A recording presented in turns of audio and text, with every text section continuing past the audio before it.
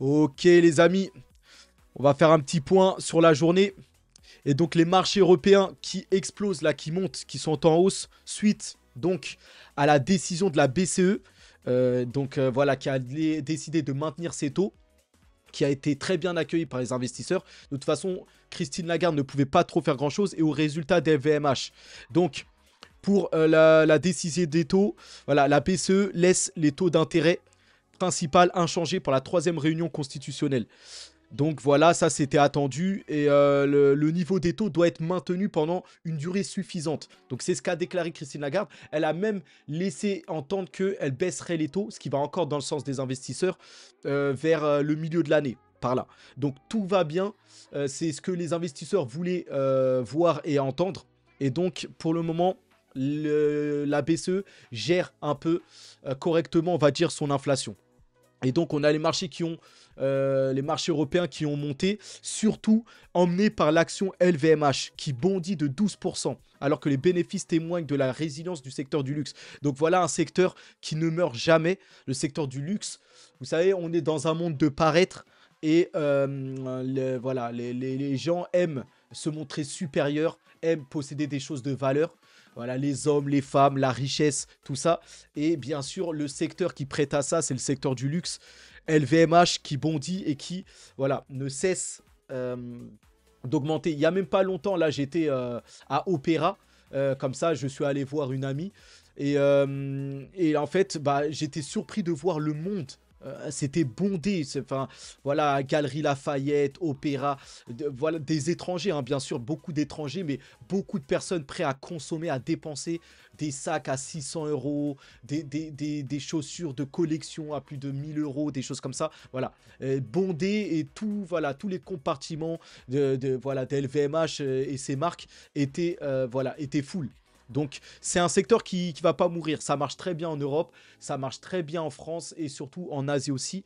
Donc voilà, par rapport à ça, voilà un secteur très solide sur lequel on peut investir. Et les actionnaires d'LVMH peuvent être contents. L'action qui montre sa solidité. Donc voilà, LVMH qui s'envole de 12%. Le leader du luxe imprime sa plus grosse performance journalière en 2 ans et s'apprête à signer sa meilleure semaine depuis 2009. Donc voilà, ce secteur-là n'est pas mort. Et il fonctionnera encore et encore. Même dans un monde numérique de blockchain, voilà, on aura les NFT voilà, liés au luxe, tout ça. Ça ne mourra jamais. Cette hausse s'explique par résultat record du groupe. Vous voyez, 15 milliards de profits en 2023. Donc voilà l'action qui est dans le vert, qui fait que de monter. Donc c'est assez impressionnant. Voilà, nouveau record, hein. LVMH dégage 15 milliards. C'est sur BFM de bénéfices en 2023. Donc c'est sur BFM Business, hein, bien sûr. BFM Business, c'est une deuxième chaîne de BFM qui, bien sûr, passe dans les heures, en fait, où il y a très peu d'audience les vendredis après-midi comme ça vers 15 h. Personne peut tilter en fait comme ça engage pas les gens vers à s'intéresser plus que ça à la finance. Voilà, c'est des heures où il y a très peu d'audience, voilà, pour faire comme ça des heures de vue comme ça. Mais voilà, ça passera pas, ces résultats-là, ils passeront pas dans les grands médias. Parce qu'on ne va pas vous alerter, bien sûr, de résultats d'entreprise, des bénéfices. On ne va pas vous mettre la puce à l'oreille quand même. Par rapport à qu'on peut faire réaliser des bénéfices en investissant en bourse, des choses comme ça. Donc bien sûr, ça, c'est un milieu caché. L'investissement, la bourse, tout ça. Et donc voilà, c'est un nouveau record donc, pour LVMH. L'entreprise affiche une croissance de plus 13% en 2023 par rapport à l'année passée. C'est très correct. Bien sûr, ça reste moins que les meilleures actions américaines, les 7 magnifiques là, Nvidia, Microsoft, voilà. Mais pour une action française, européenne, sachant que moi je n'investis pas en Europe ou sur les actions françaises, c'est une très belle performance. Plus 13% sur un an, ça reste même plus correct que si vous auriez investi dans l'immobilier ou des choses comme ça. Donc c'est à prendre en compte. Ce secteur-là est encore là, est encore présent, très solide. Si vous êtes patient, tout ça, bien sûr. Vous voyez. Donc voilà, hein. Même Dividend King ici vous fait remarquer, hein. Et vous faites confiance à qui pour votre retraite? Donc soit à 173 milliards d'euros en 2023, c'est le déficit de l'État. Vous voyez? Est-ce que vous faites confiance à l'État qui creuse notre déficit ou Est-ce que voilà, vous allez vous engager vous-même pour votre propre retraite à investir par exemple sur LVMH qui a dégagé 15 milliards de bénéfices d'euros enfin de milliards d'euros de bénéfices en 2023. Donc à vous de choisir si, à qui vous faites confiance pour votre retraite. Soit vous investissez sur les actions qui vont vous rapporter voilà, des bénéfices. Bien sûr, il faut bien choisir ces actions. Et il faut viser les entreprises qui apportent de la valeur, comme LVMH, bien sûr. Et donc, voilà. Mais, ou soit, vous faites confiance au gouvernement avec Bruno Le Maire, l'incompétent, qui creuse votre déficit. Donc, à chacun de choisir. Voilà. Vous êtes tous grands. Donc, à vous de voir. Moi, bien sûr, je préconise l'investissement, bien sûr, en bourse, principalement. Et aussi un peu en crypto. Pas tout en crypto, voilà, parce que c'est la bourse qui... En fait, il faut viser simplement qu'est-ce qui apporte le plus de valeur. Donc, est-ce que aujourd'hui qui aide le plus est-ce que c'est quelle entreprise aide le plus? Est-ce que c'est une entreprise en crypto ou est-ce que c'est des entreprises sur les marchés traditionnels qui aident le plus le monde à l'heure actuelle? Bah, à l'heure actuelle, c'est les entreprises encore dans le milieu traditionnel qui apportent plus. Donc, il vaut mieux s'exposer. Oui, c'est vrai, c'est moins de croissance, c'est un peu plus lent, mais c'est comme ça l'investissement, c'est pierre par pierre. C'est pas d'un coup comme ça, on parie sur une spéculation et un x5 d'un coup. Comme ça, vous allez vous brûler les ailes à force de viser que ça. Donc les cryptos, oui, c'est la prochaine économie. Il y a beaucoup de croissance. On part dans un nouveau cycle. Donc il faut davantage aller dessus. Mais le plus gros parti de votre portefeuille, pour un enrichissement lent et tranquille sur le temps, ça reste les marchés traditionnels, la bourse. Vous voyez? Et donc voilà. Mise à jour en direct sur la guerre. Et ça, c'est une petite information qui montre que voilà, la caste occidentale, européenne, américaine, continue son avancée malgré que Kiev se bute voilà, sur la Russie et que la Russie domine le conflit. Voilà, Kiev entame voilà, ses négociations pour l'adhésion à l'UE. C'est l'objectif de l'Ukraine. Voilà. Mais l'Ukraine peut-être parviendra à rentrer dans l'UE, mais dépossédé de tous ces voilà, de tous ces moyens et de tout voilà, toutes ces terres principales, tout ça. Donc la Russie va récupérer toutes les grosses parties et va laisser des miettes à l'Ukraine et après ils pourront rentrer mais totalement dénudés. Donc voilà. En tout cas. Et vous voyez que les États-Unis qui sont derrière pour affaiblir leur grand rival russe, l'aide militaire américaine en jeu, bien sûr. Donc les États-Unis, tout dépend des États-Unis. Et tout va dépendre aussi de l'élection de Trump, tout ça. Donc on verra tout ça. Autre gros point, après l'explosion d'LVMH, on a une énorme chute, je le rappelle, de l'action Tesla. Tesla qui clôture en baisse de 12%, après que le constructeur automobile ait mis en garde contre un ralentissement. Donc pour Tesla, ça se passe très mal. Non seulement en fait, les bénéfices étaient légèrement inférieurs, les résultats légèrement, ça a suffi parce que les actions sont déjà au plus haut, le moindre détail un peu moins bien. Voilà, ça tout de suite c'est pas pardonné, mais le pire de tout ça, c'est pas vraiment les résultats, c'est que Elon Musk derrière, parce que tout le monde attend le communiqué du PDG, c'est comme une lettre aux investisseurs, voilà, pour donner un point, faire comme un résumé de la situation de la santé financière de l'entreprise. Et là, Elon Musk a annoncé que pour 2024, ce serait moche pour Tesla. Que ça serait pas la meilleure année. Et il y a de quoi? Parce que Tesla, on va dire, est en préparation de meilleurs jours à venir pour peut-être après 2024, plutôt 2025, tout ça. On a sa berline, sa voiture compacte, la Model 2, très attendue. Mais ça, c'est plus pour 2025. Voilà, Cybertruck, tout ça, ça commence à peine à être en pré-commercialisation. Mais le plus gros Tesla, c'est-à-dire le full self-driving, la conduite autonome, bah tout ça, ça sera pas en 2024. Tesla va beaucoup travailler cette année, mais c'est pas là où ils vont réaliser les meilleures ventes, tout ça. Le plus gros pour Tesla, le véhicule autonome, le robot Optimus, les superchargeurs qui vont devenir la norme, voilà, tout ça, les taxis autonomes, tout ça. Tout ça, c'est pour après 2025. Enfin, ouais, après 2025 même. Donc voilà, 2024, année quasiment oubliée pour Tesla, qui surtout, Tesla voit, on va dire, une concurrence féroce, on va dire, avec les actions chinoises, tout ça. Et donc là, c'est, voilà, alors déjà, regardez, moins 12%. Donc c'est à peu près, ça efface 70 milliards de dollars de sa valorisation boursière de l'action Tesla. Et cela porterait sa perte de capitalisation boursière pour le mois à environ 200 milliards. Comme je vous ai montré juste avant, Tesla a perdu 30% en tout sur le mois. 12% aujourd'hui, rien qu'aujourd'hui, mais 30% sur le mois. Vous voyez? Donc moi-même, quand j'analyse les entreprises, attendez, je vais vous montrer. Ici, je fais mes petites analyses d'entreprise, tout ça. Et regardez, Tesla, là, c'est sur les 6 derniers mois, là. Regardez, sur les 6 derniers mois, Tesla, c'est en rouge, ici, là. Vous voyez? Vous voyez, vous avez Coinbase, Bitcoin, Netflix. J'aime bien, moi, comparer tout ça. Donc ça, c'est mon travail à côté ou d'analyse sur les marchés pour essayer de voir la tendance un peu des actions, tout ça. Regardez comment Tesla est détaché des autres actions. Tout est en positif hein, sur les 6 derniers mois. Même Apple de zéro, voilà. Ici, si on met sur les 3 derniers mois, voilà, vous voyez que Tesla, c'est une chute vers le bas ici, là. Vous voyez? Donc attendez, là, j'ai reculé. Et là, encore plus flagrant, Tesla accompagné de Coinbase sur le dernier mois, c'est une hécatombe. Vous voyez? Après, entre les deux, bah, là, vous voyez qu'NVIDIA a été plus haut, là, bas des records. J'aurais dû même rester sur NVIDIA, je regrette un peu.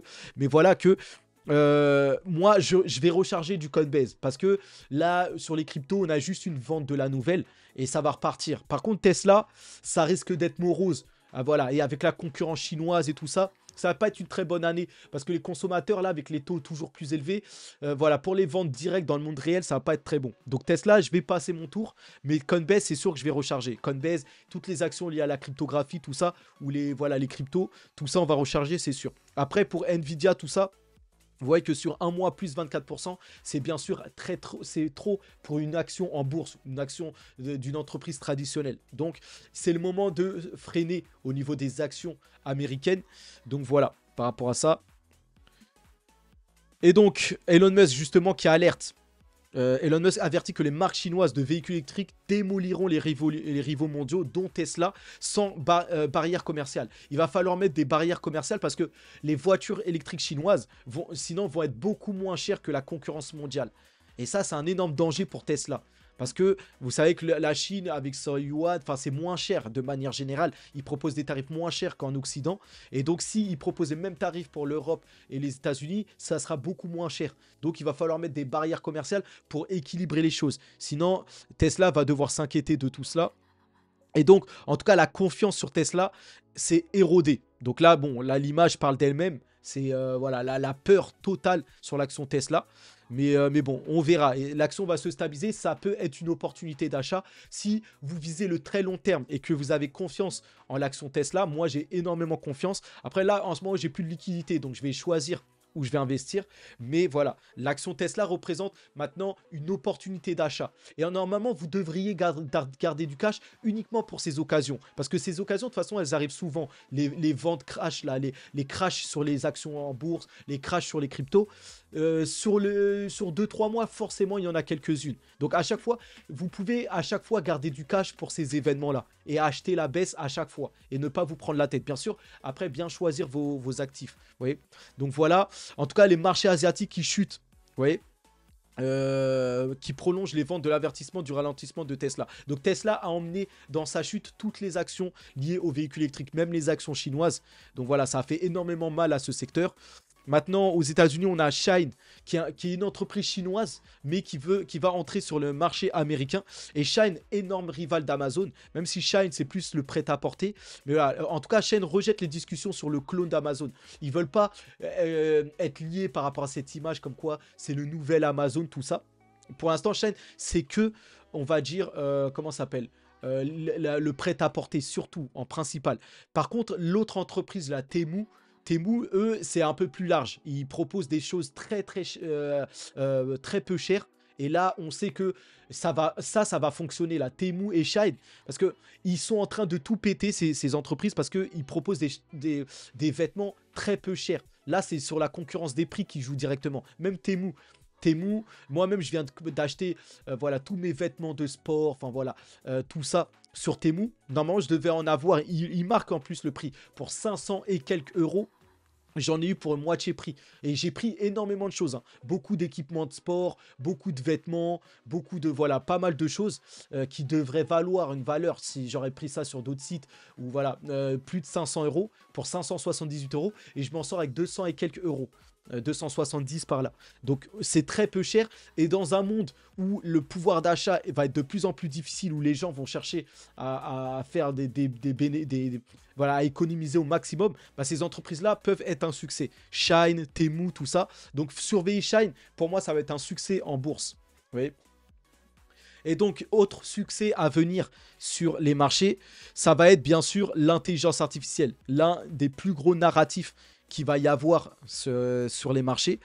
Et donc, bien sûr, la frénésie voilà, d'embauche en IA, parce que là, il y a énormément d'embauches. Voilà, c'est un nouveau secteur. Les codeurs en informatique, voilà, ils doivent se préparer, ils doivent se tourner vers l'IA qui va apporter énormément voilà, de valeur, on va dire. Et donc, voilà, énormément de licenciements parce que ça recrute dans l'IA et ça licencie tous ceux qui n'ont plus maintenant ces qualités liées à l'intelligence artificielle. Vous voyez. Et donc, vous avez par exemple Microsoft qui, eux, licencie 1900 employés. Vous voyez, près de 9% de la division jeu après l'acquisition d'Activision Blizzard. Mais Microsoft, certainement, là, c'est le segment jeu qui prend cher par rapport aux employés. Mais sachez que même, ils vont recruter de plus en plus d'employés liés à l'IA et se passer, en fait, voilà, de personnes non qualifiées en IA, on va dire. Donc ça à savoir, en sachant que Microsoft a dépassé les 3000 milliards hein, et est actuellement peut-être l'entreprise la plus valorisée en bourse devant Apple. Ça se bat là entre Apple et Microsoft, mais Microsoft devrait creuser l'écart plus tard grâce à l'intelligence artificielle. Sinon, voilà une menace maintenant sur les marchés américains, c'est le crack de l'immobilier commercial. Donc on parle de l'immobilier bureau, on va dire, des entreprises. Ouais, parce que l'immobilier, c'est pas que les particuliers, pas que monsieur et madame tout le monde qui achètent de l'immobilier, c'est aussi les entreprises qui achètent voilà, des bureaux, voilà, des commerces, des choses comme ça. Et là, on parle peut-être d'un crash à venir. Moi, je vois pas trop ce crash arriver, même si le secteur chute énormément. Mais comme je vous l'ai montré, voilà, l'économie américaine est tellement solide que je vois pas ça. Encore un exemple, hier, enfin, les États-Unis viennent de publier leur PIB intertrimestriel. Et il ressort à 3,3% contre 2 attendus. Donc regardez ça, 3, c'est énorme. On a plus de 1,3 points d'écart au niveau du PIB. Normalement, le PIB devrait chuter et devrait s'approcher des zéros pour parler de récession. Et au contraire de ça, le PIB part en croissance. Donc la récession aux États-Unis, c'est vraiment pas d'actualité. Et c'est ça qui a fait exploser les actions en bourse. La confiance est là sur les marchés américains. Je le dis et je le redis, ça c'est Dividend King, qui est un spécialiste des dividendes, qui parie sur les dividendes, qui le dit et le redit, ne vous privez pas des USA dans vos investissements. Vous voyez, c'est l'économie la plus dynamique au monde. Et à mon sens, elle le restera encore longtemps. Exactement. Là, il a tout dit. Parier sur les États-Unis, c'est les leaders de la finance mondiale. Et on voit qu'ils s'accaparent hein, déjà, même le milieu de la cryptographie, les crypto-monnaies, l'intelligence artificielle, c'est eux avec Nvidia, Microsoft. Enfin, ils sont partout. C'est aux États-Unis, c'est les entreprises américaines qui apportent le plus de valeur. Vous devez simplement réfléchir en valeur apportée. Quelle entreprise aide le plus de gens au monde? Quelle entreprise apporte le plus de valeur? Et voilà, là vous avez vu des bons résultats, oui certes pour LVMH, entreprise du luxe, c'est le numéro 1 dans le secteur du luxe, donc forcément ils apportent aussi énormément de valeur. Mais est-ce que LVMH aide plus que McDonald's, Nike, Apple, Microsoft? Vous devez vous poser ça. Si la réponse est non, et ben voilà, vous allez vers plutôt ces marques-là. Essayez d'aller vers ce qui apporte, qui aide le plus de gens au monde. Parce que dans ce monde, plus on a, pour avoir beaucoup d'argent, il faut apporter de la valeur. Donc allez vers les entreprises, les actifs qui apportent le plus de valeur. Vous voyez, et essayez d'éviter un peu les mêmes coins en crypto, les trucs comme ça, les trucs spéculatifs pour essayer de devenir riche, millionnaire voilà, en mettant 1000 euros alors que vous savez que c'est pas possible. Vous voyez, donc patience. On met tranquillement sur le temps. Oui, c'est chiant. On va mettre sur Nvidia. Bon, c'est vrai que ça a explosé de plus 20%. C'est lent. Je vais pas devenir riche comme ça. Oui, mais au moins, là, dans 6 mois, vous serez un peu plus riche qu'aujourd'hui. Plutôt que d'aller prendre des risques sur Bonk ou sur, voilà, sur Casper en pariant que c'est le nouveau Ethereum alors qu'il n'apporte aucune valeur à l'heure actuelle. Et ensuite, dans 6 mois, finalement, ça a moins 30% et vous êtes là avec moins d'argent. Vous voyez, c'est un exemple. Hein, je caricature. Mais voilà comment ça marche. Il faut essayer d'être plus riche un peu plus dans un mois, dans 6 mois. Et petit à petit, là, voilà, ça va monter, mais sur le temps. Plutôt que de faire le jackpot, comme ça, de viser le jackpot ou le x5, x10 d'ici le mois prochain et de vous retrouver à moins 15 ou à stagner parce que vous avez mal vendu ou des choses comme ça. Vous voyez? Donc voilà par rapport à ce message. Et donc, encore un exemple, hein, l'indicateur d'inflation préféré de la Fed a augmenté de 0,9 en décembre et de 2,9% par rapport à il y a un an. Donc, l'inflation est à 2,9% aux États-Unis. Donc, on est dans les 2%. On s'approche des 2% de l'objectif final. tout en ayant un PIB qui explose aux États-Unis. Donc tout va bien pour les Américains. Et donc, moi, ma crainte là, comme quoi finalement c'est un peu chaud pour les actions en bourse, finalement je révise ça un petit peu. Finalement, l'économie américaine est tellement solide que comme il n'y aura pas de récession, bah, on peut encore continuer à prendre du risque. Surtout que là, Microsoft, Nvidia vont dévoiler leurs résultats qui pourraient être très positifs. Par contre, si c'est pas positif, là, ça risque de faire s'écrouler le marché. Donc, il vaudrait mieux attendre, rester prudent. Et à vous de voir si vous pariez à la hausse ou à la baisse sur ces actions, mais ça pourrait encore emmener la bourse à des nouvelles hauteurs. Vous voyez? Parce qu'il y a fort à parier que Nvidia batte les records de bénéfices, tout comme Microsoft, grâce à l'intelligence artificielle. Donc voilà, par rapport à tout ça, on va finir sur les cryptos. Et donc le cours du Bitcoin, là, regardez, qui a explosé ces dernières heures. Et une belle bougie verte qui repasse au-dessus des 41 000. Bien sûr, ça met un marché complètement dans le vert. On est à 41 000. Ça s'est un peu repris. Sur la semaine, voilà, on est dans un range quand même. Mais on voit qu'on s'est repris là. Donc, est-ce que c'est la fin de la baisse? J'avais titré ça, hein, fin de la baisse à 38K. Vous voyez, dans une de mes vidéos. On va voir, c'est possible, mais ça peut encore, on peut encore avoir des surprises, vous voyez. Donc voilà, hein. Maintenant, regardez la belle bougie verte, il semblerait qu'on soit reparti pour faire comme le trait blanc là, ici. C'est ce qui est globalement attendu. Un chemin maintenant qui nous ramènerait vers les 42, 43, on va voir. En tout cas, c'est une belle bougie verte, hein. Vous voyez, maintenant, il faut qu'on repasse au-dessus de tous les rebounds pour avoir une force. Voilà. Donc, là, le combat n'est pas terminé, hein. On peut se faire rebuter. On est encore en bas, assez bas. Donc, on va voir ça ici. Donc, ce qui est attendu, voilà, maintenant, on est à 41 000 par là. Un peu plus haut déjà. Et on attend d'aller chercher les 43 000 pour valider, voilà, un rebond, on va dire. Donc, on verra pour le Bitcoin. Sur le moyen long terme, bien sûr, on s'approche du halving, vous voyez, et le dessin qui nous est dessiné, c'est que on va truster là dans les 40 000 pour après le halving, peut-être 1 ou 2 mois après le halving, exploser ça. Donc c'est ce qui nous est promis, en tout cas quand on regarde les cours, les Fibonacci là sur le long terme, donc on verra ça. Et donc voilà, hein, sur le long terme, ça bouge pas. On est en constante hausse et vous voyez que à chaque fois après le halving, on a l'explosion. Donc ici, voilà, on est dans la pré-phase de zone, là, une phase de montante. À chaque fois, dans la zone violette, si vous regardez, à chaque fois, on est en montée quand même, hein. Mais la vraie montée se passe après la halving zone. Vous voyez? Donc quand en général, on sort de la halving zone, en général, on explose. Et on est parti pour ça, hein. Quand vous regardez ça, en général, voilà, on le fait. Vous voyez? Donc même en bas, au niveau du RSI, vous voyez qu'il faut qu'on forme une montagne. Voilà, cette montagne-là était forte, ensuite un peu moins forte. Là, ici, peut-être qu'elle sera encore un peu moins forte, mais tant qu'on reforme une montagne, c'est ce qui compte. Vous voyez? Donc on verra ça. Maintenant, pourquoi la question est pourquoi c'est revenu à 41 000? On parle peut-être, Bitcoin repasse au-dessus des 41 000 dans un contexte de ralentissement des ventes du GBTC. Parce qu'on avait quand même une entité, Grayscale, qui vendait énormément de Bitcoin. Et donc, ça mettait une pression à la baisse. Là, il semblerait qu'il y a un ralentissement au niveau de ces ventes pour Grayscale, dans un contexte de ralentissement de vente. Donc bon, peut-être que ça a freiné cette pression baissière sur le Bitcoin. Et c'est le Bitcoin qui, maintenant, s'est stabilisé et s'est repris. Donc, on verra ce que ça donne.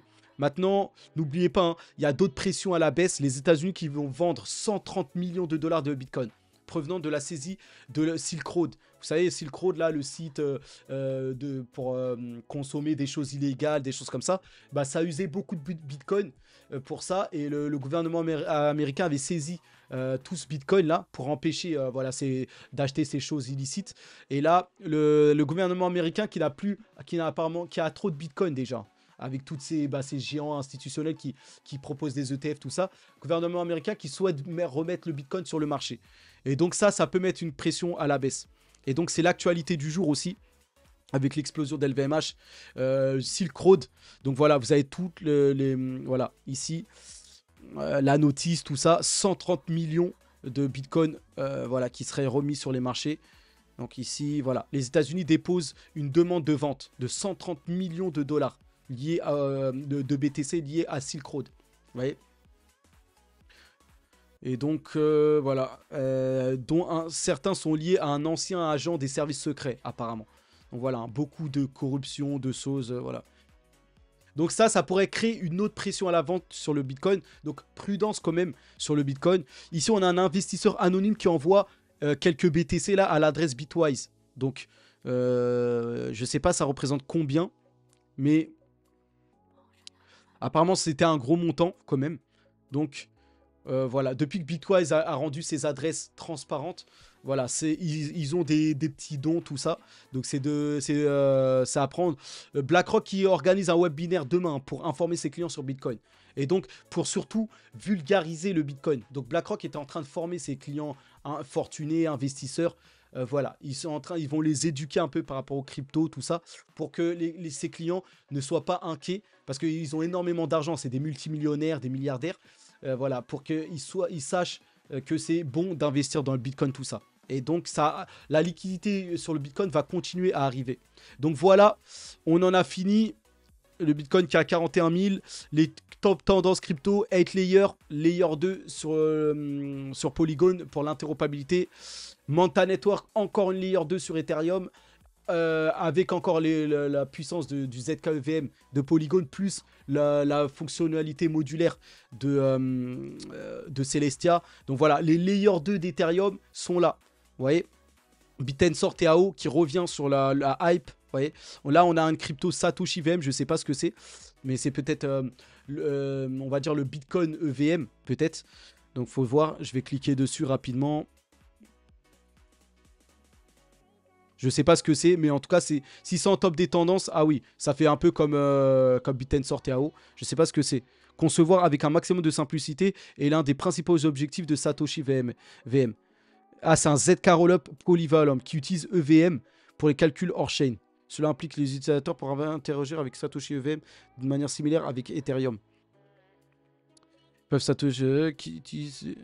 ils utilisent Satoshi EVM comme s'ils utilisaient... En fait, c'est une sorte d'EVM compatible pour le réseau du Bitcoin, apparemment. C'est intéressant. Ça peut-être amener les... Peut-être, hein. Je connais pas encore le projet, mais l'écosystème Ethereum sur Bitcoin, peut-être. Je sais pas, hein, je dis ça.